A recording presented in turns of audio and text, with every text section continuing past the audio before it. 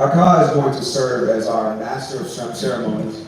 So you'll be hearing a lot. But yes, let me just, respond to Adam's question. Let me go as far back as I want. As far back as you can. 6 years old? Yes, sir. Okay, when I was born, I'm joking. Okay, I think what my journey has been like, I was heavily influenced by, the people who were around me, aunties, uncles. I remember Saturdays, we don't have them like we used to. Saturday mornings where, sanitation. That time in Nigeria, sanitation was a thing. Like you have to clean up, clean the house, clean your streets, wherever, your compound, every Saturday morning. So Saturday mornings was for cleaning. And then my aunties would put on music like Celine Dion, I'm your angel. So black brothers everywhere doing the same thing, all over the world. Singing their hearts out, Westlife, R. Kelly, and all that just influenced, some of my personality and some of the things that I liked and my taste in music. And so I fell in love with R&B music. I started singing, and then everybody just started telling me, I can be a musician. But I wanted to be a lawyer, only because at the time, there were only a couple of occupations. It was doctor, lawyer, and engineer. If you are not in these three, you cannot make your parents proud. So this is straight. This is wild. I'm Nigerian, yo. I didn't even know it. I just found out because they told me the same thing. Really? I swear. So basically, guys, I was, like, engineering is not my thing. Doctor, I don't like to seek law. So let me just stick with law. So I just assumed that I wanted to be a lawyer because I just felt like, okay, I like to talk and, I'm in the arts. But as I grew older, I realized that none of that was appealing to me. I didn't want to be any of those things. But I didn't know what I wanted to be, even through primary school. Primary 5, I dabbled in, I want to be a pilot. But by the time I reached primary 6, and I knew that sciences, you have to know sciences like that, and especially when I got into Jerusalem, I was like, let me dump this idea for now. But of course, later on, I realized quickly my gifts and talents in the arts. I didn't like acting, actually. I could not stand drama units. How many of you were in drama units? I could not stand you people. Whether it's in school or whether it's in church, I'm just like, what are they doing? But funny enough, it was something that I really felt drawn to when I became vulnerable enough to find who I was. And I just realized that, you know what, I'm just going to do this. So it started out from music and being in the choir. I then had confidence to be who I was and share my talents to the world. And then doing that, I became an actor. Later in life, I actually got a job, a day job, and then quit, and then decided to go into entertainment. I remember my employer asking me, what are you going to do? I was like, entertainment. And she was like, my nephew. We put everything on him to make it, and he didn't blow. So I was just like, I didn't have a plan, but somehow I got into an audition, and then I got selected. I was on TV for a bit and realized that I was only voicing my producer's idea. And I realized I needed to say what I wanted to say with my full chest. And so I started my YouTube channel. And that's how I started out Akah Nnani, because I just felt like I needed to share my opinions. I wanted to be 100% authentic to myself and to people who needed to hear what I had to say. Because I felt like Nigerian youths needed to be more involved in politics. Now, I'm not even gonna lie, Akah Nnani is on a pause because the political scene is quite volatile, Adam. I live in America. Yeah, Tell me about it. So I decided to pause that, but we're focusing on then, creating new stories. I think that, Nigerian filmmakers, Nigerian stories are resonating with the world, and so Akah Nnani is transitioning into, creating films and stuff like that. But yeah, that's been my journey. Thank you. In a nutshell. Thank you. We said thank you. We say thank you. Come on, family. Thank you. So it's interesting hearing your story. It took so many different paths, right? And I feel like for all of us here, the reality is that there is no straight line, right? There's no like I did this, I did this, I did that, and then I got there. Can you talk to me about what are the principles? I heard consistency there. I heard hard work there. Can you talk to us about what those things are for you? The reason that I would love for you to talk to this group about, because I imagine a lot of the people there look up to you and see you where you are now, but don't understand the things that it took for you to go from where you were, from when you were born to where you are now. So can you talk to us about what are those principles? What are those things that you have to consistently use to leverage and get to the next level? For everybody here, I'd like to first say that for you to be an amazing storyteller, because we're all telling stories, everybody here is a storyteller. Whether it's on, social media, whether it's, in your church, whether it's with your life, whether it's,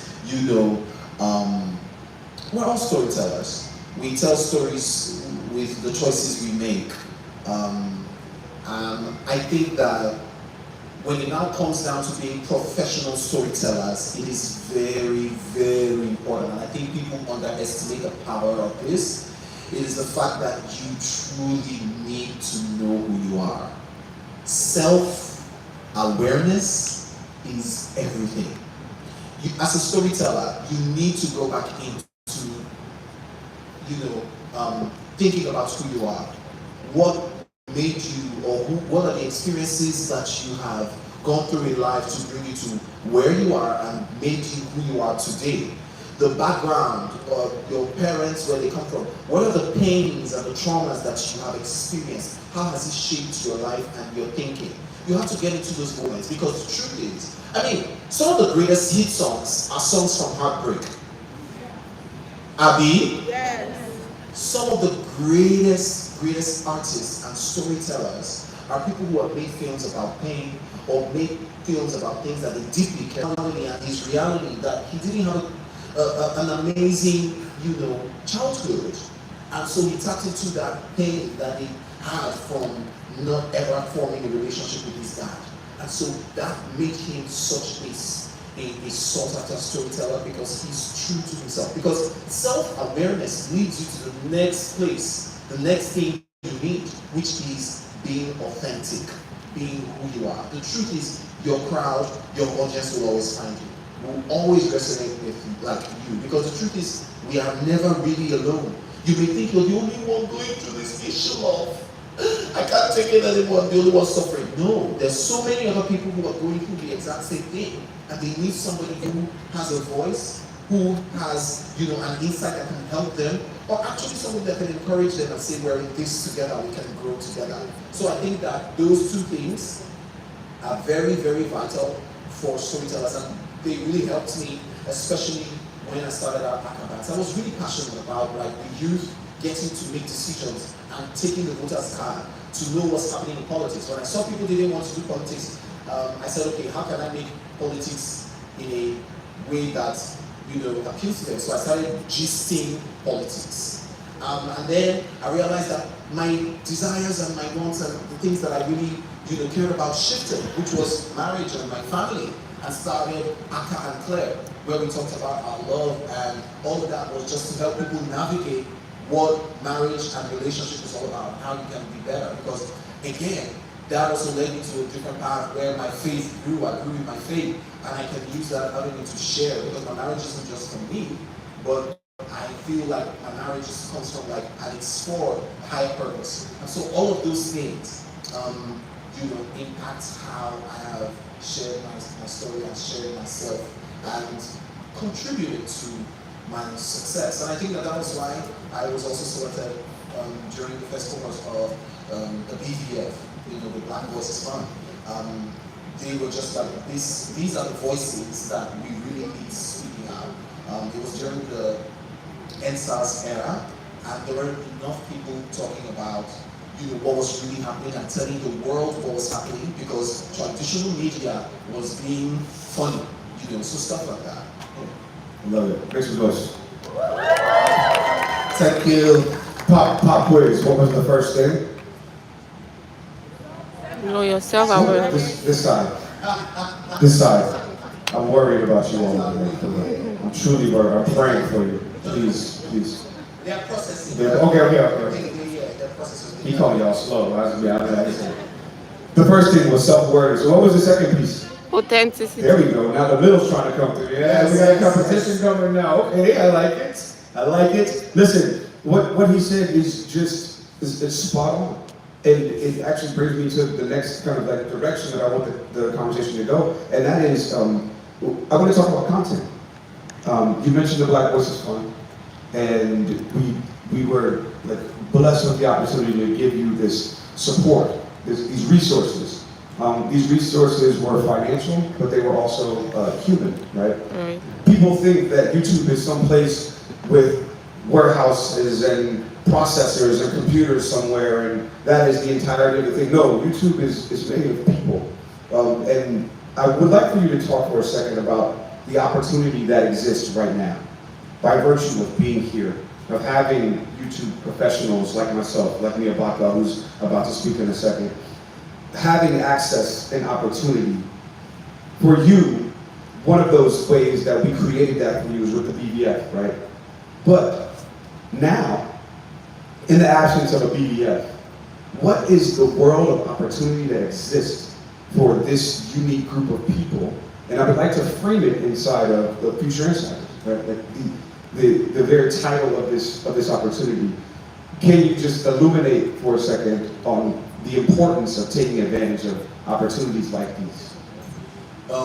So for me, before the BVF and even after the BVF, some of the things that I really took advantage of was, like you said, resources that were made available to us. Because again, let me not lie, Adam, let me not lie. Don't let them. A lot of times we feel like, especially Black creators and then African creators, then you now want to dip it down more. Should I dip it down more? Yes. Nigerian creators. We feel like we are at the lowest end, like the barrel, like down. You know. Hey. You know, for a long time we felt unseen. We felt like we were struggling on our own. We felt like nobody was hearing us out. We felt like we couldn't reach anyone. But then consistently, because I mean, like, I started like YouTube way back. Like, I was literally the only male YouTuber on lifestyle when I started, and commentary for a long time. Myself, Toke Makiwa, CCME. And so for a long time we were doing this on our own, Dimaone, and some of them even came from the abroad. So CCME and Dima started outside of the country, and I started from here. So I felt disadvantaged, especially when you're trying to resolve some things technically and you can't get help or you can't find, like, at the time, YouTube hadn't developed, like, the support system as it is right now. And so I had those feelings. But I still forged on. But thankfully, what I realized was that YouTube started making efforts to reach Nigerians, to reach African creators, and to share resources with us, to help us grow. And so some of the best moments that helped me in my career was masterclasses like this, where we could learn so much about what YouTube was doing, what the algorithm was saying, because, oh my God, guys, that time, they will say, it's the algorithm that is against you. Tomorrow, on Down Nigeria, they will say, oh, it's not. And so, we were literally just, anywhere that it will work, anywhere benefits, making face, because we just felt like we wanted our stories to be heard, to share. But then, when we found that YouTube created a presence here, and then started sharing resources with us, master classes, then people. One of the greatest resources and one of the best things to me that that happened to me is that I felt like YouTube has become family. not just because of YouTube staff or the people who work at Google, but even like creating events like this where I was able to tap into my colleagues. I could see people who were in the same space with me. And let me tell you something, the thing that they had to demystify early on, there is no competition in YouTube. Like, nobody's your enemy. Because the truth is, when somebody watches, when the audience watches someone's video, it leads them to another person's video. If they don't watch your enemy's video, they will not watch your own. So they had to let us know that this is different from the way every other platform or every other world works. In the YouTube world, we need everyone to rise. And so instantly we were able to create community and help each other up. Like literally, I would call up like friends, colleagues, guys who came, who I met, and it was smaller then, it wasn't this much, but we would literally call each other up, yo, I'm having this, what do you think? Oh, okay, I think you should do this and do this. And where we needed to escalate, we would literally wait for the next event and then ask somebody, and then they were all so helpful. So I think that those resources were literally pure gold for us, and some of us have become some of the biggest YouTube stars in Africa just because of those resources that were made available to us. And so, to everyone here, Future Insiders is just saying, you're the future of the inner circle in YouTube. That's basically what it is. Like, you guys are the future YouTube stars, and you guys just need to listen to everything that's going to be. I mean, it's an amazing program planned out for you guys. So take advantage of it, meet each other, learn from each other, and let's rise. Nah, y'all gotta make some noise for that one. Okay, look. First of all, I feel like that mother where it's like I say the same thing over and over again, and somebody else say it, and then y'all want to clap. I'm like, I will beat y'all over here. But I promise you. I said, look to your left. I said, look to your right. I said, say. There you go. Because the reality is this: the resources you need are in the room. We're about to do a session in a minute that is going to demystify the algorithm, literally. It's going to tell you how YouTube recommends video, how it works. We're going to do a session a little bit later about the importance of diversifying your content. All the resources you need are here, and the distance between where you want to go and where you are now is purely education. Thank you for saying that. Appreciate it. We have time for one more question. But I actually would like for that question to come from the audience. Is there anyone that is brave enough to stand up? And I can only do one. Matter of fact, I'm gonna look at this clock. I'm gonna say I'm gonna do two questions. These are the people. If you could, we have a mic runner that's gonna come to one, and then there's another one in the back. And when you get up, please stand up, say your name. Please tell us your YouTube channel, the type and style of content that you create, and go from there. First question. Who's you? I'm sorry, the light is blinding me. My name is Funmilayo Helen, and the name of my channel is Hearts Ellen Ferry 2023. My question is that, how have you been coping when you started without finance? And how did you get to the top? And how did you make it that you joined the Nollywood? How have you been doing? Have you ever faced any challenges that you feel like? You don't know what to just answer now. Thank you. That's So why one I question now led to like 5 other questions. Is why? So she raised her hand up earlier. So maybe after her, if you wanna, go, ask more questions, then you can go elsewhere. Okay, so the first question: how did I start without money? Who told you that I was broke? Did I tell you that I didn't have money? Okay, so the honest truth is, I was broke. The Sapa eat was bad. In fact, if you go to my earlier videos, Adam, my neck was like the neck of an ostrich. I was slim, thin, but in fact, I remember, hearing, you don't have to start with, all the tech.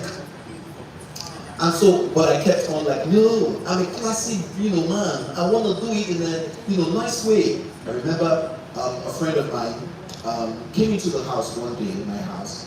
Who knows Chigol? So Chigol's brother came over and he was like, Akah, you've been talking about this thing for so long. Start. I was like, no, I was earning 60,000 naira a month. So the dream that I had, that I would go to buy laptop, I would buy camera, then I would buy lights, then I would start. He was just like, you are dreaming. Who is going to give you the money? And so he literally opened my laptop, which was like wrecked, old. He had a camera in the middle. He was like using it like that. And then he literally, you know those lamps, those LED white lamps that we use instead of lantern? He put it in front of my face. He said, use that as your light source. And literally he said, record something now. And that's how I started. I was shaking, I was angry, but he was like, I'm not going to leave here until you record it. And I recorded the first video. And he made sure that I put it up. It was from that video that I started learning how to edit. I went to YouTube and learned how to edit with iMovie. I was just like, what's the most basic editing tool? It was iMovie at the time, so I used iMovie. So yeah, that's how I started, and I just continued. Of course, did it come with challenges? Because again, like I said, which is the advantage of first movers, advantage. Like, I put out my video, there wasn't anybody doing it at the time, it was only Toke, CC, and so on. But I was the first male who started YouTube. And I had also, because of, meeting people and all of that, reached out to somebody that, I'm going to start my YouTube channel soon, but it was a dream. So when I did start my YouTube channel, I just sent an email to Bella Naija and said, hey, I started, this is the link to my first video. It was horrible. I did not believe it, but they posted it on their blog. And boom, from the first go, like I had like 1,000 views. However, the insults that I got, they insult me. I cried, I stayed on my bed, I went under my duvet. I was just My like, back this is is a paining lot me. for my first This one. place we sat down is. How could they do this? Because I attached my product, my video, to my identity, to who I was. And I felt like if they were saying the video was bad, then I was bad, or I was a bad person. Of course, I quickly learned how to separate that and grow tough skin. But, the truth is, I read through every single comment of Bella Naija at the time. Bella Naija posted, and then Linda Ikeji posted. Linda Ikeji was the love on that day. So, a couple of people, let me say, 90% of the comments were good. They were talking about the points that I brought up, because I remember at the time, a certain politician, Bukola Saraki, he was saying he was being witch hunted because they found out that he was hiding money. You understand? So I was like, how are you a witch? How can you say you are being witch hunted? So that was literally what I was talking about, like nutshell. And so some people were like, yes, this is what we're meant to be asking. This guy is asking the right questions. But there was some people that were just like, we can see the light. You are using fluorescent. Oh no, but Oh some my people were just God. like, but in all the insults, there were some people who now insulted but gave the solution. So one guy was like, you don't even know how to do this thing. Look at you, we are just coming here we can't even see, the camera is even, if you want your camera to show you better, use natural light. And I was like, natural light, okay, what's that? Where will I buy natural bulb? So I googled and found out that natural light is actually sunlight. And so we decided to move the conversation on creating videos outside my compound. On that, when the sun was hot, I realized that, it made the video quality better. So even if I didn't have like good lights, natural light was better. And that's how I just started creating. So from criticism and insults, I realized quickly, like, I got over it in like 3 weeks. I started looking for criticism to get better, because I was finding the gold there. A couple of people say good stuff and give like criticism, but most of the people that I was learning from were from the insults. And so I started watching more videos and started doing better content. And then that was how somebody who saw what I was doing just felt like he could support and reached out, found a way to reach out to me, and just said, I can give you my camera to use. No, like just continue using it, you know. And that was how it all started. Like it was free camera. I mean, I gave it back later on, but for like a year and a half, I was using other people's equipment. Like they were just like, go, go, go, go. Pick random strangers. I literally got into a hotel to film. She opened up her father's hotel. She was just like, I love your content. Come and use our space because your compound is not giving. Come and use our hotel compound, you know? And that was how I continued to do it. I wasn't looking at money. I wasn't getting like money from where I just really wanted to use my voice and, you know, connect with people and share my opinions with the world. Later on, success came, not as much as I wanted, but again, that was not my goal. So yeah, that's how I say it. It's funny that I hear these stories over and over and over again from creators around the world. And the origin story is always so interesting. Everybody has an origin story. Everyone started in their living room, started on their floor, in their sad compound. Okay, everyone has a story, and this is a part of yours as well. Another question, please. Oh, she's here, yes. Hi everyone, my name is Victoria Effion and my channel name is Craftoria. What we do at Craftoria is that we teach handmade stuff, we teach how to make crafts, how to read, like literally everything craft. So my question for you, sir, is that hearing you today, I realize that you're a multi-talented person.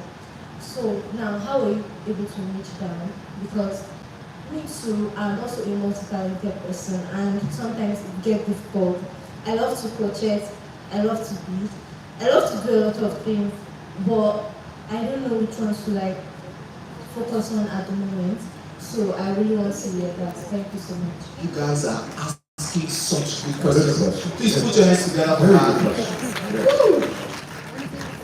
that. I'm going to respond in a vulnerable way. I'm going to be vulnerable with you guys because, again, like you guys are the new stars, and I want you guys to have as much success as you deserve. Woo. Being a multi-potentialite, if it's not properly handled, it can be a disadvantage. It's all well and good when you feel like you're multi-talented, but when it's time to do the work and create your path, it's harder than somebody who knows that, this is the only thing I want to, I will die here. When you have so many interests, and then not just interests, I've seen people that will say, I'm an artist, I'm a musical artist. They say, oh, you're singing. Like, when, that's crazy. But when you know you can do it, like, that's hard. When you're a good actor, when you're a good singer, when you're a good writer or storyteller, when you're a good analyst, oh my God, when will you start? And so for a long time, that was my struggle. And it held me back for so many years. I saw so many of my friends move forward and make decisions in life, and I just couldn't move forward because I didn't know what I wanted to do, which one to do first, how to start, what if I make the wrong choice in all these things? Because again, like, I just felt like I don't want to miss it. But the truth is, I realized that I was missing out by just not moving forward and being afraid and feeling that I wasn't even good enough for some of the things that I felt like I could start in. And so it's, you guys, community is everything. Like having people in your life that will constantly tell you, you can do this, you have to do this. Like, I remember friends would come into my office and they would say, Akah, why are you here? I was, in the office, doing well. I was good at my job, but they all knew I was not meant to be here. I think the turning point was when my, colleagues were like, they would just be gisting and they would just be like, Akah, you did waste for this place. Then my manager called me one day and was like, you're bigger than this place. That was when I went home. I was like, alive, God help me. And I was just living my life. I wasn't doing anything to show anybody anything. But guys, I started to talk with people and ask for, I connected with Akah Nnani and people like that were just ahead. And I didn't go after them like, oh my God, I want to, do everything you're doing. Oh, can I get your number? No, if I see him on a spot, like Akah was in the game, like he used to call Wild Child. Those days was radio. And I just saw him at an event and I was just like, what do I do? Like, I went straight to the point. I didn't say, can I get your number? He doesn't know me. He doesn't care about me. I just need wisdom now. And I asked him, and he said, if you are multi-talented, start with anyone first. Anyone. You're good at everything, right? So if you choose one first and grow in that, the truth is, what we fail to realize is that all our gifts are connected. They are all linked. One go pull the other one up. So when I started YouTube, people began to see that, this boy is so funny and he's so endearing. People fell in love with me and they opened doors for me to come for auditions. And then because again, I had started from, being on TV, hosting a TV show. It gave me like, oh my God, guys, you don't want to hear the story of how I started. Jesus, I would have put mine on. Like my audition was horrible, but somehow I got the job because of attitude. The guy who got the job got fired because he was talented but he didn't have good attitude. So they're like, we saw raw talent during the auditions, let's get that guy and train him. So they took a chance on me, trained me. I was not able to gain confidence in front of the camera. Then started out YouTube. From YouTube, people saw me, invited me for auditions for movies. And then from there, I became even bigger and better. I then also started to do other things that I was interested about. Look, from there, I just started, from film, YouTube, from YouTube, theater. I just had time, because again, as a new actor, I realized that I wasn't getting called every freaking week or every month. So what I would do was, I would then share all my responsibilities. Okay, maybe this month is a peak period for acting.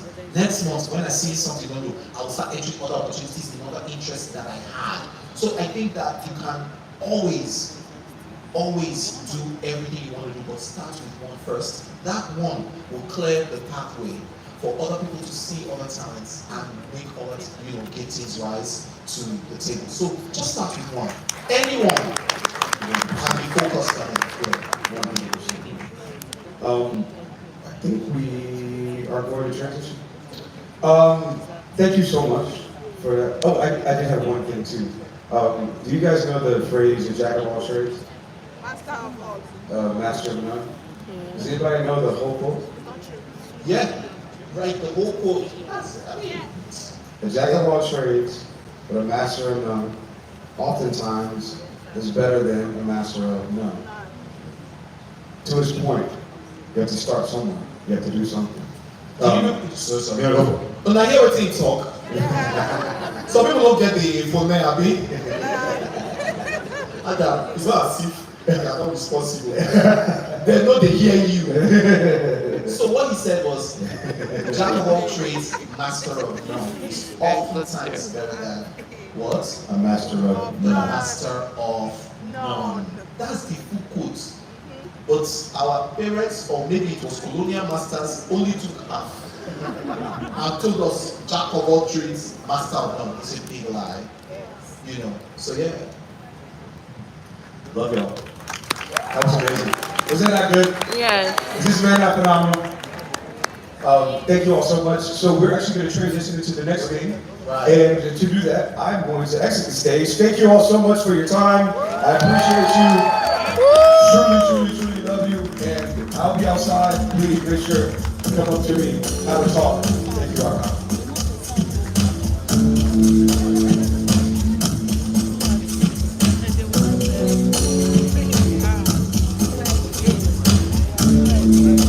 What's up, guys? Put your hands together for yourselves. You guys are an awesome crowd. Thank you all so much for being here. So, like I said, the YouTube Black Future Insiders Lagos 2024 is about you guys. Making sure that, they can begin to groom the next big stars of YouTube. Who's the next big star of YouTube? Hi. Oh yes, I like it.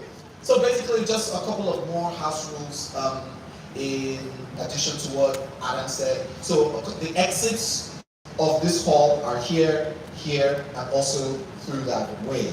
But we'll encourage you to please use any of these exits, and there are also entrances. And the restroom is basically that way. Just this door here, that's where the restroom is. You can, of course, get to the restroom there through those doors. There's Wi-Fi in this place. Do you guys know? Yes. You didn't know there's Wi-Fi? Then what happened? Eh? You don't have smartphone. You don't have the password. Yes. The password is YouTube Black. Okay. YTB all caps.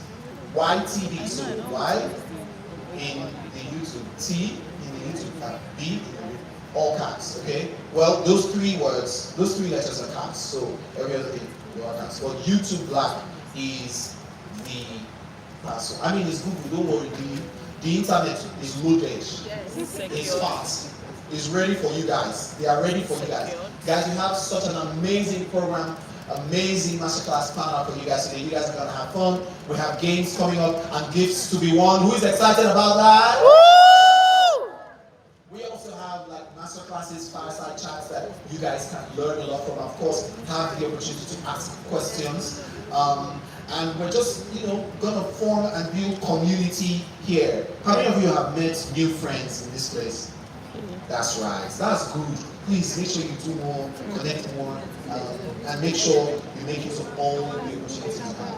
We're going to be quickly moving on to the next program. My name is Akah Nnani. I'm so sorry for being rude. I didn't introduce myself. My name is Akah Nnani. You've heard a lot about me from the first day, so there's no name for much. But I'm excited to be hosting with you guys. Of course, when we're doing the break and when the DJ is playing music, we can take pictures and connect and talk, okay?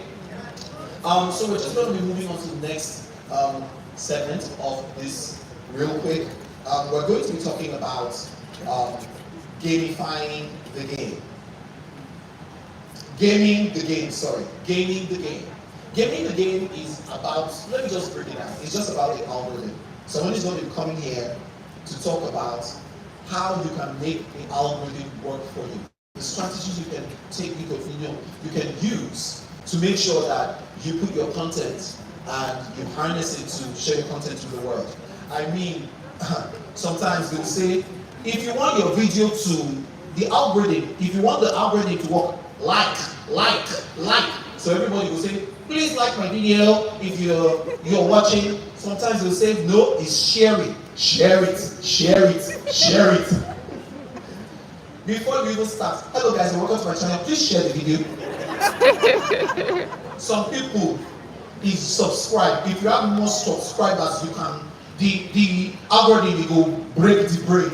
So subscribe to my YouTube channel. Thank you. All that one.